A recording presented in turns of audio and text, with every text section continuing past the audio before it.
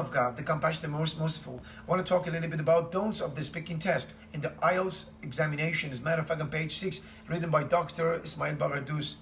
Okay, gonna say, okay, don't panic. In other words, when the person is gonna ask you a number of questions, you're not gonna just be a little bit fearful and then you're gonna get panicked, and that's gonna be that's gonna be a shame. Sometimes the student's gonna get fidgeting fingers and hammering feet, and they're gonna just be a little bit stressed out. Don't stress out. Don't panic.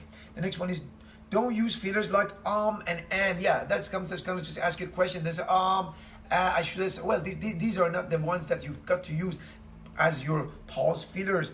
And then this is the next one is very important. So don't finish with questions. Yeah, that's true. Sometimes the examiner is going to ask you a question about, for example, where do you live? Well, actually, I live in Toronto. What about you, sir? Where do you live? And this is not going to be something very good. And then it's going to be the item that you're going to lose the scores. So don't ask a question from the examiner.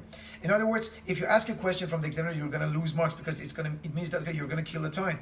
Don't, okay, another one. Don't ask the examiner about the score. That's true. Sometimes when the interview is finished, the examiner is going to ask the examiner about the scores that they received in the speaking test, and that's not going to be good.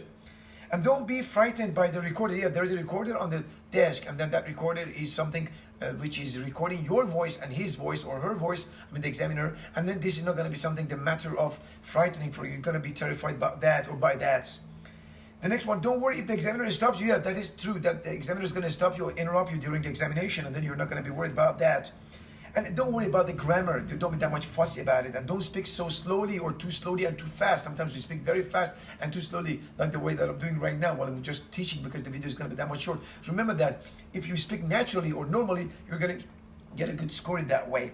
And then finally, you're not going to talk like a robot. Robotic talk is not going to be accounting for the fact in the speaking. Thank you very much for that. I'm going to go and slide to the other points in other videos. Thank you very much for that.